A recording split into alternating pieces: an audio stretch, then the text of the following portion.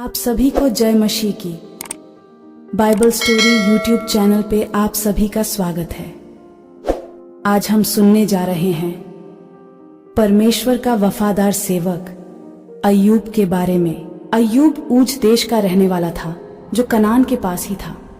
मिस्र में याकूब और यूसुफ के मर जाने के बाद पूरी धरती पर सिर्फ वही ऐसा आदमी था जो यहोवा का वफादार सेवक था। वह यहोवा की हर आज्ञा मानता था, इसलिए यहोवा अय्यूब से बहुत प्यार करता था।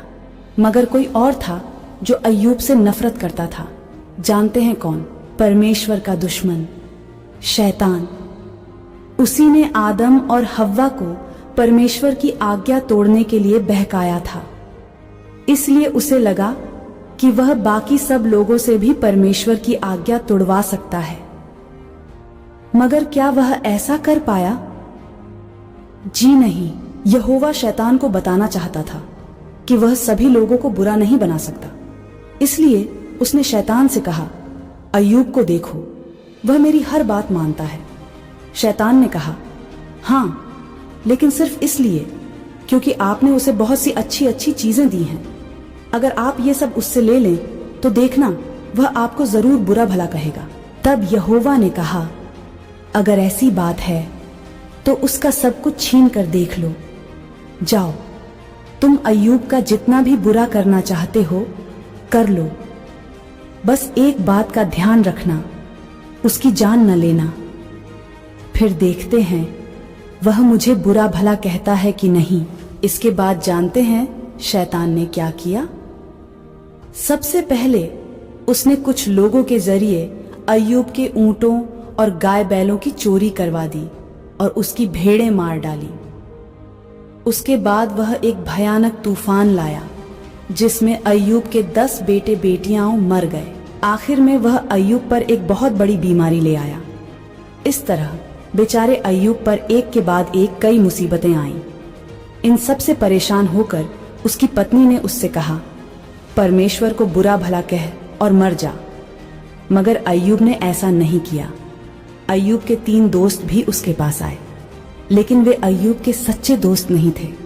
उन्होंने उससे कहा, तुमने जरूर बुरे बुरे काम किए होंगे, इसीलिए तुम पर इतनी तकलीफें आई हैं। इन सब बातों के बावजूद अय्यूब के मुंह से एक भी गलत बात नहीं निकली। यह देखकर यहोवा बहुत खुश हुआ। उसने बाद में अय्यूब को ढेर सारी आशीषें दी। परमेश्वर ने अय्यूब को ठीक कर दिया। अय्यूब के 10 सुंदर सुंदर बच्चे हुए। उसके पास पहले से भी दुगने गाय बैल, ऊंट और भेड़ें हो गईं। क्या आप भी अय्यूब की तरह सच्चे और वफादार इंसान बनेंगे? अगर हाँ, तो परमेश्वर आपको भी आशीष देगा। इसके बाद हम सुनेंगे दुष्ट फिरौन की कहानी।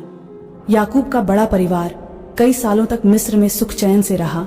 आखिर उनकी देखभाल यूसुफ जो कर रहा था, और यूसुफ फिरौन के बाद मिस्र का सबसे बड़ा आदमी था। मगर कुछ सालों बाद यूसुफ की मौत हो गई। फिर फिरौन भी मर गया। तब मिस्र में एक नया राजा या फिरौन बना जो इसराइलियों को बिल्कुल पसंद नहीं करता था। उस दुष्ट फिरौन ने इसराइलियों को अपना गुलाम बना लिया। फिरौन अपने लिए कई शहर बनाना चाहता था और इस काम में उसने इसराइलियों को लगा दिया। इसराइलियों पर नजर रखने के लिए उसने ऐसे मिस्रियों को चुना जो बहुत ही गुस्सा करते थे और लोगों को मारते पीटते थे। ये मिस्री इसराइलियों से जबरदस्ती काम करवाने लगे, वह भी ढेर सारा काम। इसराइलियों की गिनती बढ़ती जा रही थी। इससे मिस्री लोग डर गए और कहने लगे कि अगर इसराइलियों की गिनती इसी तरह बढ़ती गई तब तो वे हमसे भी ज्यादा ताकतवर हो जाएंगे। पता है तब फिरौन ने क्या किया? उसने उन औरतों को बुलाया जो इस्राएली स्त्रियों की बच्चा पैदा करते वक्त मदद करती थी। उसने उनसे कहा, अगर इस्राएलियों के लड़का पैदा हो तो उसे मार डालना, और अगर लड़की हो तो उसे छोड़ देना। लेकिन वे औरतें अच्छी थीं, इसलिए उन्होंने फिरौन की बात नहीं मानी। तब फिरौन ने अपने सारे लोगों को हुक्म दिया, इस्राएलियों के जितने भी लड़के पैदा हों उन सबको खत्म कर दो, सिर्फ लड़कियों को छोड़ दो। सचमुच वह फिरौन कितना दुष्ट था। लेकिन एक बच्चा बच गया। आइए देखें कैसे। आपको याद होगा कि फिरौन ने सारे इस्राएली लड़कों को मार डालने का हुक्म दिया था। जब मूसा पैदा हुआ तो उसकी माँ नहीं चाहती थी कि मिस्री मूसा को भी मार डालें। उसने मूसा को 3 महीने तक छिपा कर रखा, मगर वह जानती थी कि कभी न कभी लोगों को मूसा का पता चल जाएगा। इसलिए उसने मूसा को बचाने के लिए एक तरकीब सोची। मूसा की माँ ने एक टोकरी ली और उसके छेद अच्छी तरह से बंद कर दिए ताकि उसमें पानी न जा सके।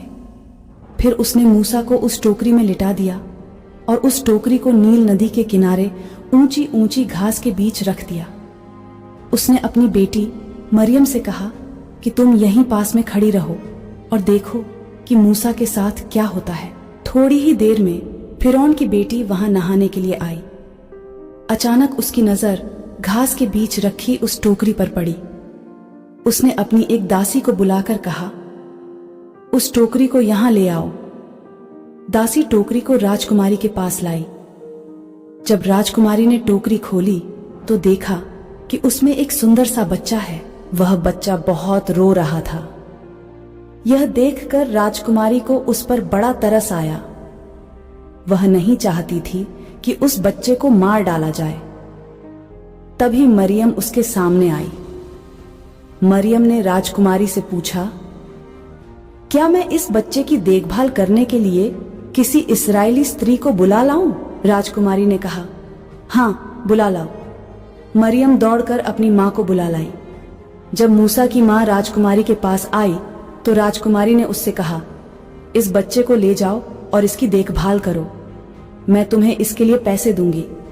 इस तरह मूसा वापस अपनी माँ के पास पहुंच गया और वह मूसा की देखभाल करने लगी। जब मूसा थोड़ा बड़ा हुआ तो उसकी माँ उसे राजकुमारी के पास ले गई। राजकुमारी ने मूसा को अपना बेटा बना लिया। उसके बाद से मूसा फिरौन के घर में रहने लगा।